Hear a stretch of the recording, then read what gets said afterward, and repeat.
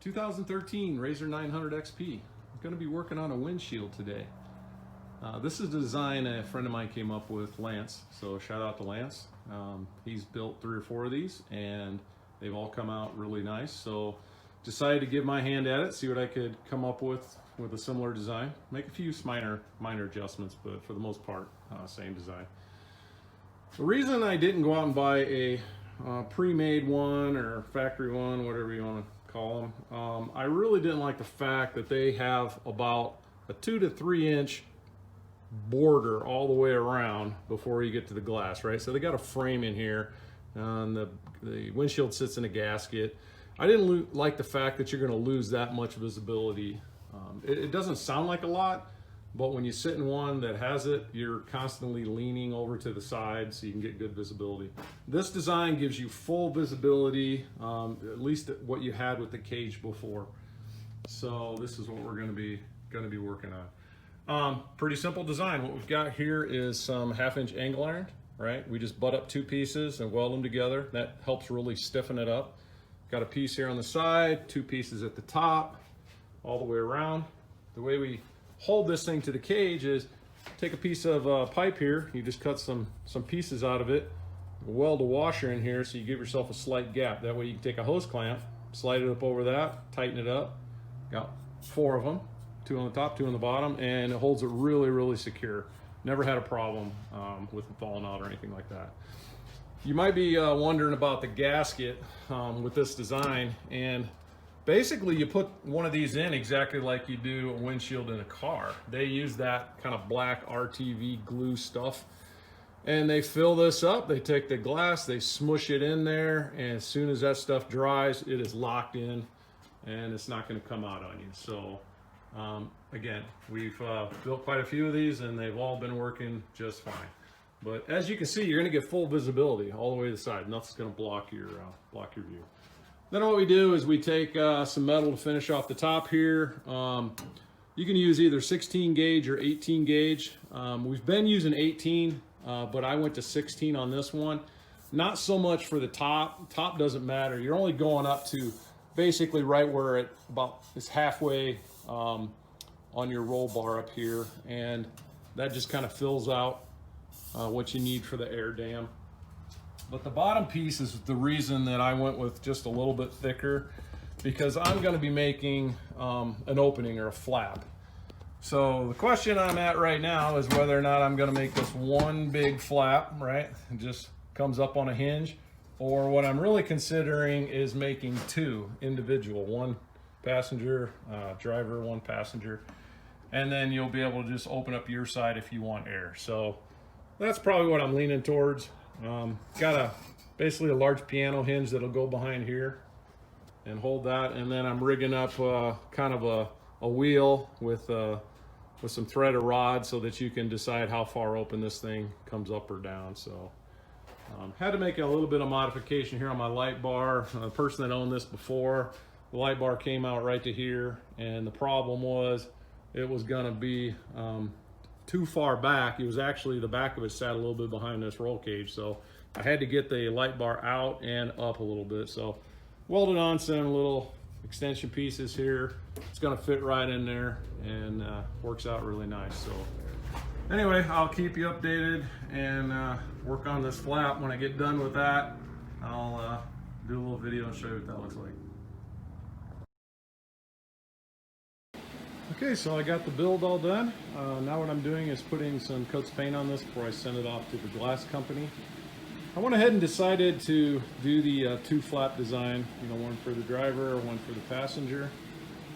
The way I did that is I've got a piano hinge in here. Had to conform to the hood of the Razor. So easiest way to do that is get yourself a piece of cardboard, lay it up in there, lay a marker flat, and just trace it. You can get this design pretty close. Trim out your cardboard until it fits just right. Again, that's the easiest way to do that. Then I decided to make something that would hold open this flap, and this is what I came up with.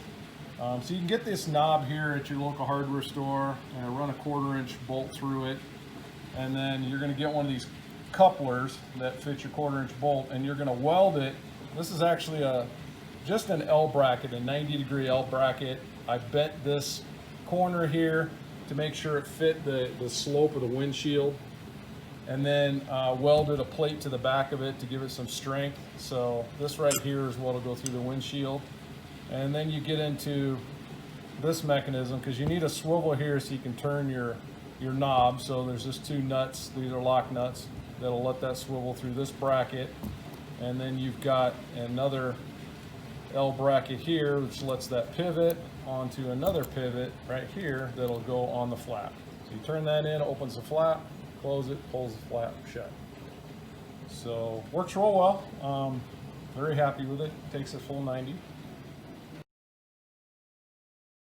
So I got the windshield back from the glass company, and they did a really nice job installing this. Matter of fact, they kind of went the extra mile, and they even labeled the glass with safety laminate glass. So I thought that was kind of nice of them. The installer explained some options and how to mount this. He knew it was going to be in an off-road vehicle, a lot of vibration. So he recommended using a double-sided tape between the frame and the glass. That would provide a little isolation between those two to prevent cracking the glass or anything. Then what he does is he uses a urethane, and he puts a bead in here, smooths it out real nice, trimmed it out, made it look very professional. So that worked out super. Very happy with it. Next, I mounted the windshield, again using the half-round pipe that I had here. Used the hose clamp, top and bottom, worked out real well. It leaves me a little bit of a gap here, which is what I needed to mount my mirrors. So that does, in case you have any other kind of accessories, you'll be able to still get them on here, like a whip or anything like that. Worked out real well. The inside mechanism that I use for the flap, if you can see that, go ahead and show you the driver's side. This allows me to open the flap about 90 degrees, so it does what I need. And I get a lot of really fine control out of it, so I can decide how far I want that open and close.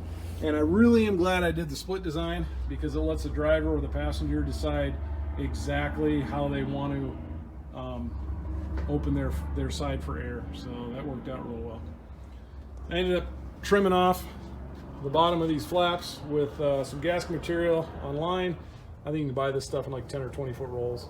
So it also helps in case you don't get your angles cut perfectly. It'll take up a little bit of that space for you. So, I also end up using a little bit of that here in the back. I bought this poly windshield for the rear, and $112 I think is what I paid online. Well worth it. Comes with a panel on the bottom, the poly part, and then it gives you all the clamps that you need to mount it. So what I did is I went ahead and I put a little bit of extra material all the way around, just to try to keep any of the dust from coming in. So you can see this is just from a real quick ride how much dust poly is. It's like a magnet. It's just the static electricity just grabs onto the dust. So that tells you if you're going to put a front window in, you absolutely have to put a rear window in. We're going to fill the cab full of dust. So put that on your list of things you're definitely going to need. But the other thing I'll mention is I've got another video out here in regards to this overhead fan that I put in. So you might want to take a look at that. That is probably the #1 upgrade I've made to the Razor. As far as comfort goes, really like that fan. It creates a lot of positive pressure, which now that I've got my full windshield in the front, it really helps to push out the hot air as well as just create that positive pressure so that I don't get the dust coming in from behind. So definitely consider that. So what do I have in this thing? The glass company has been charging us anywhere between $100 and $125 to do all the glass work. Cost of the glass, cut it, mount it, the whole thing. So I think that's a pretty fair price. Then I've got maybe $10 worth of gasket material down here. Probably got another $10 worth of hinge. Probably $20 worth of metal from 16 or 18 gauge, whatever you use on the bottom and the top. You've got 2 pieces of angle iron here, 2 on the top, 1 on each side, so probably another $20. And then the mechanisms that I use to open and close the flaps. So all in all, added up, it's somewhere between $175 and $200 to create this windshield. Now the advantage is you get to design it how you want it. Okay, so as you can see, I'm losing absolutely no visibility in this windshield as compared to what you would buy pre-done online or from your dealer. So I get a lot more visibility out of it. One example is why did I choose this height for the bottom? It really was not because of the flap size. What I did was I sat in the driver's side and I wanted to be able to see right down here at the front headlight so that I can be able to see rocks that are coming at me, you know, from the front. And that gave me the ability to do that. I chose the top so that when I was going down a hill, I would be able to still look up and see, you know, the hill coming at me. And so I put this as high as I could get it in relation to where my light bar was mounted. Now, if I was gonna put a wiper, I might have came down about an inch or so if I was gonna put the wiper in the front there at the top.